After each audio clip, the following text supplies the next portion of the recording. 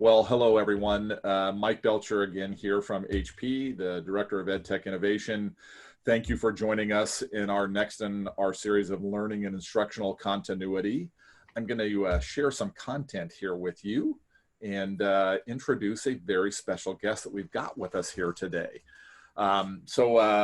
This whole series of sessions have been received really well. We're getting lots of great positives. This is one of those sessions that I've really been looking forward to. At an HP, we're very lucky to work with some of the smartest, most brilliant, most fun people in the industry. And I'm happy to be joined today by my brilliant friend and colleague, Mr. Rick Griencewic. Rick, would you mind introducing yourself?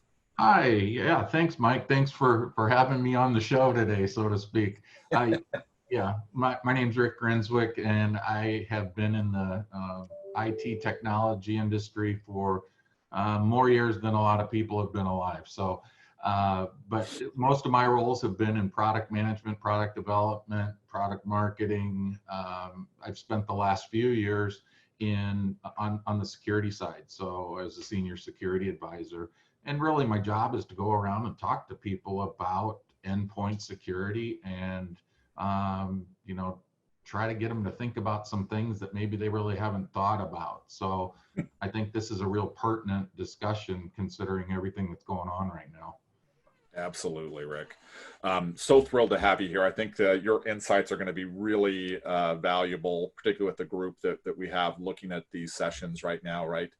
And so understanding where are those challenges and risks, particularly as we've got folks who are learning and teaching from home when they're not used to this, right? And we think about the student populations that will have devices, will be expected to be learning from home, that may have never had a device in their home before.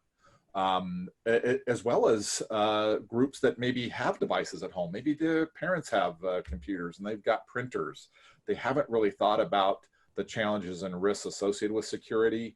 And so I think ensuring that we're all ready for this next normal and that we're thinking about our physical health as well as our cyber health, right? And what those challenges are. I think this is going to be really, really valuable. So I'm going to share just a couple of pieces of information. Rick, I know we've had lots of discussions kind of around this, right? And one of the challenges with education is we typically are the worst of almost any market at security, right?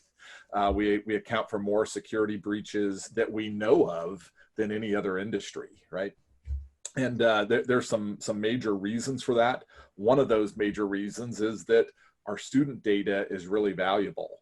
Rick, do you have any sort of comments around this? Yeah, I saw this this statistic of $250 to $350, and it totally makes sense because students have not established any type of credit or any, they don't have anything really established at this point. So if you can get their social security number and their basic identity, you can go crazy with it, and that's why this is so lucrative. Where as opposed to you or my ID being worth $5 to $10. Yours is probably worth closer to 10. Mine's in that $5 range. I think I'm $7.50. But it's interesting though. If you look at the healthcare industry, a child's medical record is now worth $426.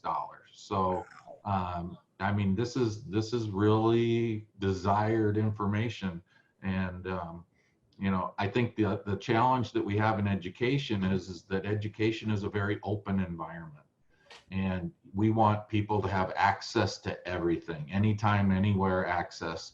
And with that comes some risks. And so when it comes to protecting ourselves, I mean, there's some basic blocking and tackling we need to do that we're not always able to do because we may not have the resources or the expertise. And so, yeah. That's a great point, right? Weighing that academic freedom versus this risk, right, that's involved. I think that's exactly the kind of discussions we need to be having. One of the things that we look at is the cyber incident map that is posted. This comes out and they update it every week. Since 2016, there's been, it says 819 incidents. I actually just pulled it up today because I had copied this yesterday. It's at 822 as of today. And this is just what we know of, right? These are just the incidents that we know of and that have been reported. So we think there are many thousands more that are not being reported. And if anything, with the amount of devices that are now being deployed into the homes, not underneath your protective umbrella inside of your school, the risks are far greater. Would you agree? Oh, absolutely. And if you look at, with the whole COVID thing here, cyber criminals, they're like kids in candy stores. I mean, this is opening up all new types of opportunities for them. You've heard that slogan or that phrase, don't let a good opportunity or a good crisis go to waste. Well, they're seeing this as, hey, you've just opened up the whole world to me, because now, if I'm living in, say, a highly populated area, say I'm in a city or something, and you're in apartment buildings and that kind of thing, I can drive by now and I can start picking off different people based on the level of security in their home. Are they securing their routers? Are they securing their networks? What's their authentication and password protection? I mean, you can go down this list. Oh, so that's perfect. I but, think that even in the life, yeah.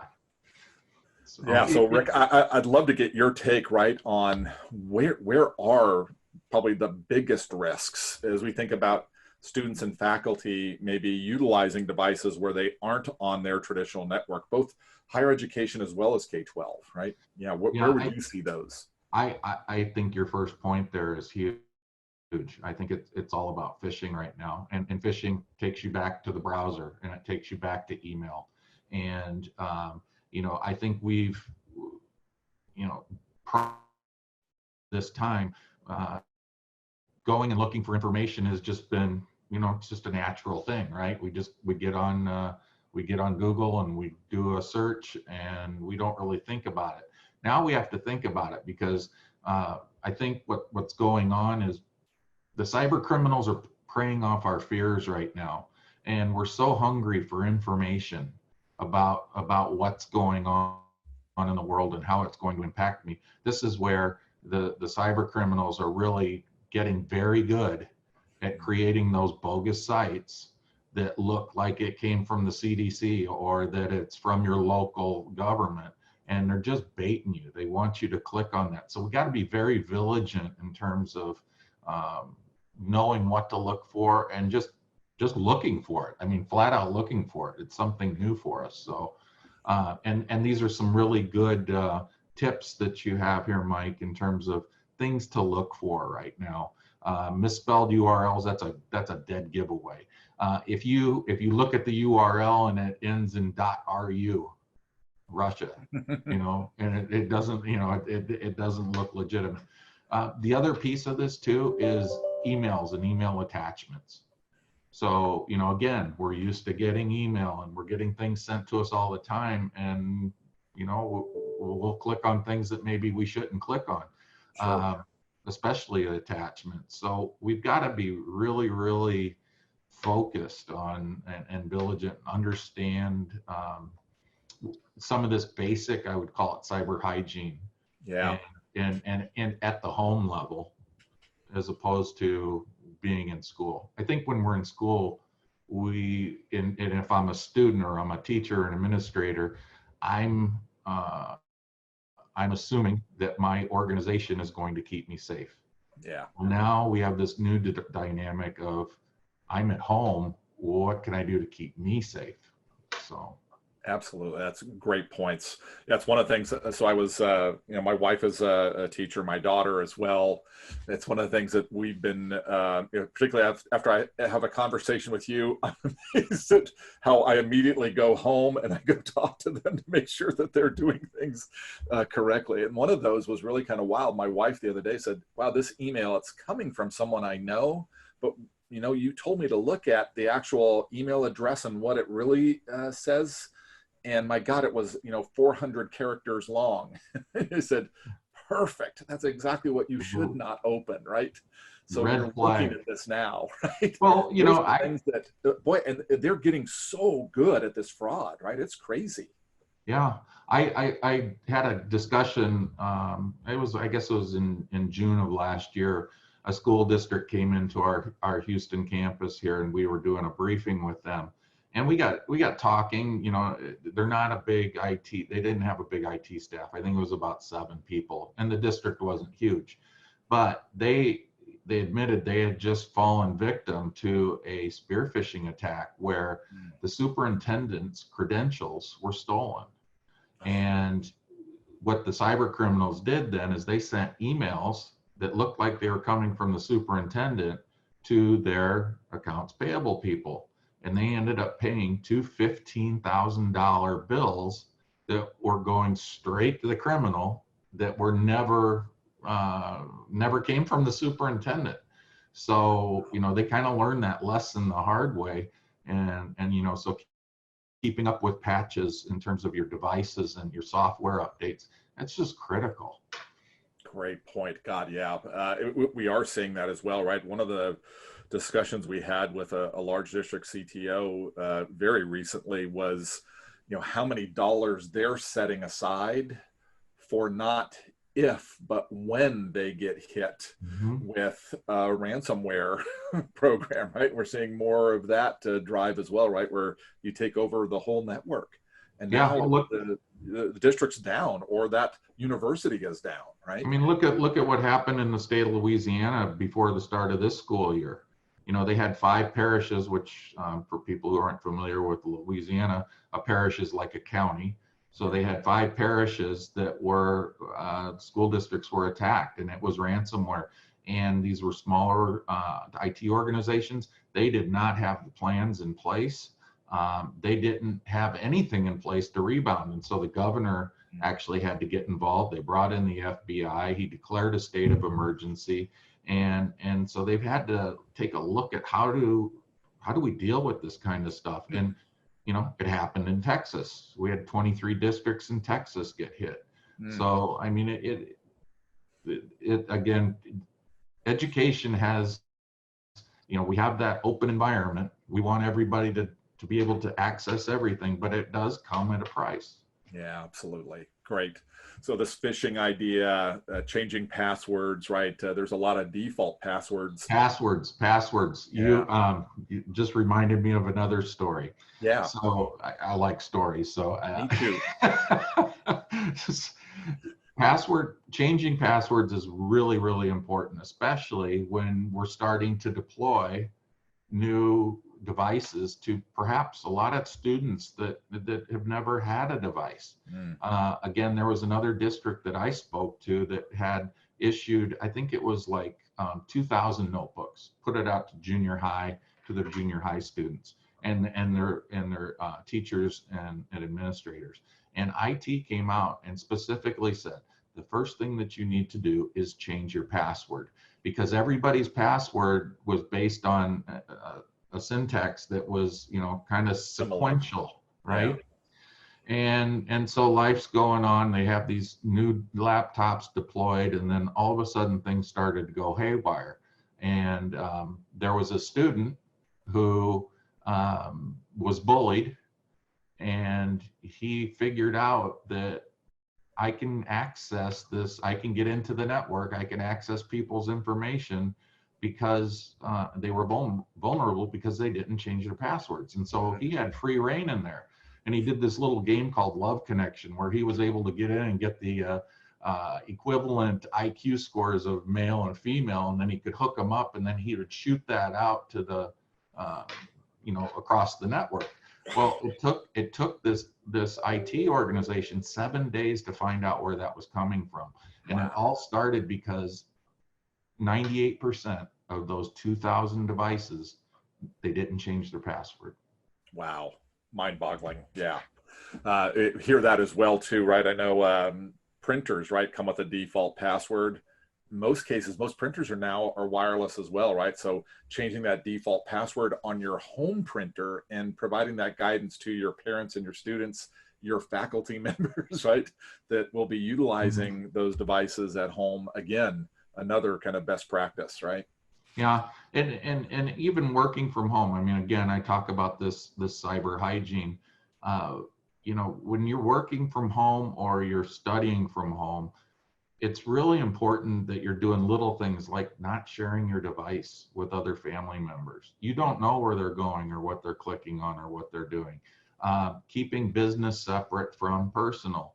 I know in some households that's difficult to do because we may have to use our personal devices, but we just need to be cognizant of, how can we limit that so that, or at least as a parent, if they got to use your device, that I know exactly what they're doing and where they're going, because that's where a lot of these problems come. And then securing your routers. How many of us have a router that we have set up that we never changed the factory password that it came with? So there are things like that we can do, because I think we're going to see more of these like drive-by attacks where cyber criminals are trolling these highly populated areas, just looking for these where they can get in. Exactly. Yeah. Great points. Really great advice. Thank you for that. I think that was super helpful. This was another piece that you had kind of turned me on to. In fact, we've included it into our virtual teaching resources, the link to this document. And at the end, I'll invite folks to reach out to me so that we can shoot that over to them. But was this remote worker best practices sort of program? Would you explain kind of what this is? And maybe as you're doing that, I'm going to actually pull up this link and why we're doing this, right? Yeah. I really think that from a security perspective, HP feels a tremendous obligation to our customers that we provide them with the most manageable and secure devices in the industry, whether it's a printer or a notebook or a desktop or whatever that is.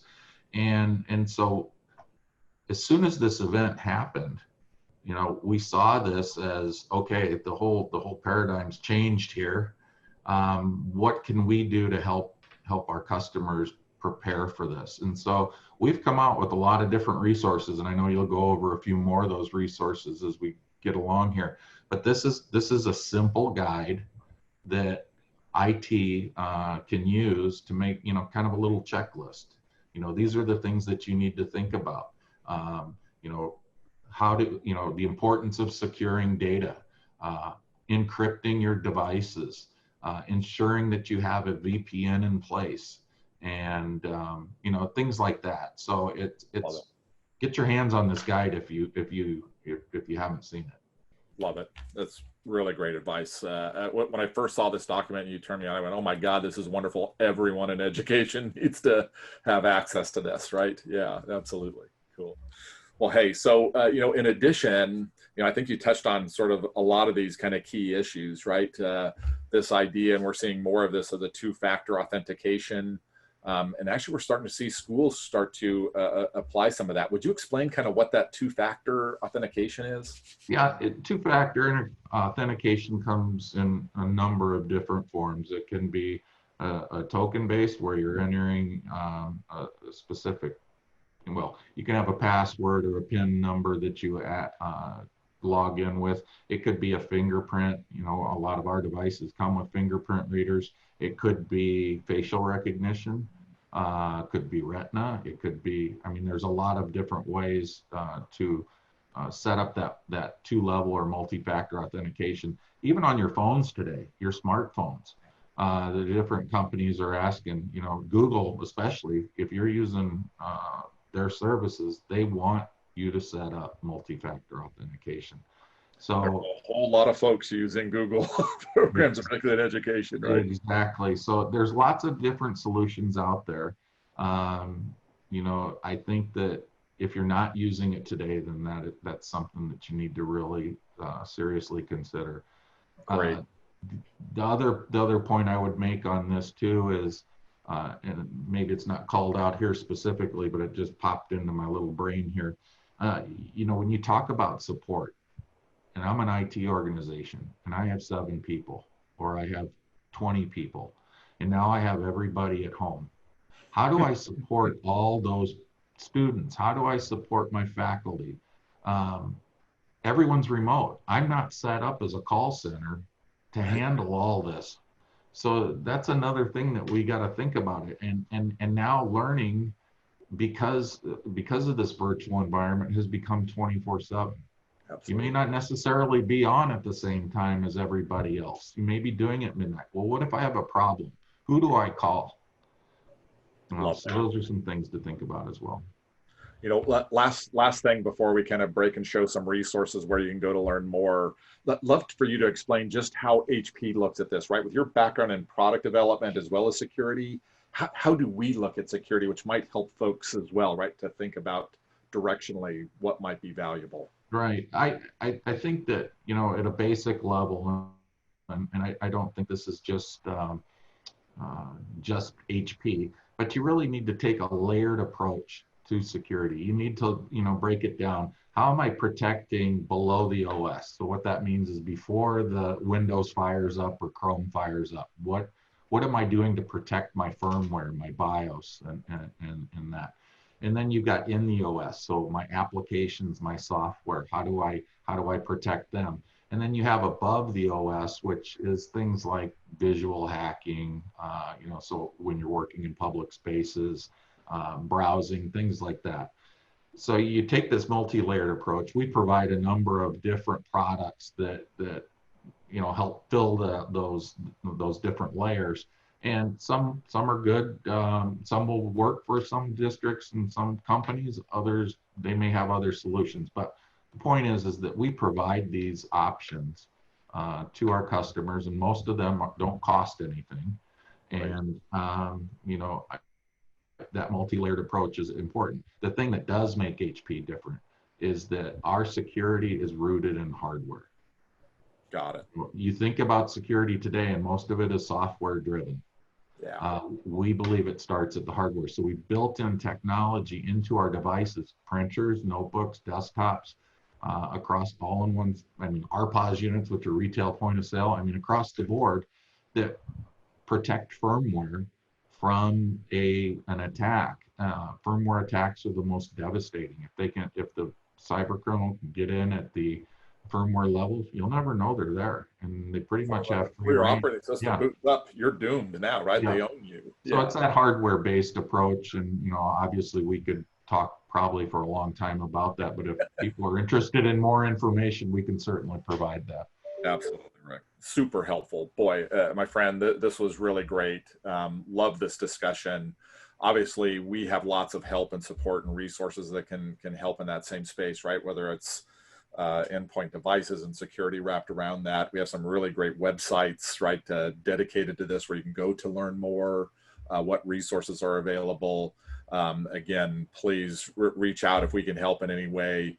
Would love to do that. And if anyone would like the links that we have available here wrapped around security, in addition to free learning resources and tools that we've been compiling, I've got those pulled together. If you email me at mike.belcher@hp.com, I'll shoot you that. The documents that we talked about, the links that we talked about will all be there as well. And that'll be a great place to kind of start if you want to go explore a little more. Sure hope that this was valuable. Rick, I always learn something when we talk. Greatly appreciate this opportunity to speak with you. And God, I didn't know they allowed you to speak from the Harris County Jail. You know, I was wondering if you'd noticed my background here. You know, it's kind of that feeling you get when you're used to being out in front of people. And now I'm in this little 10 by 10 room. It feels like this, so it's getting better. It's getting better. Awesome. That's normal. Well, again, thank you again so much, Bud. This was really terrific. Please reach out again, folks, if we can help in any way. Thank you for joining us.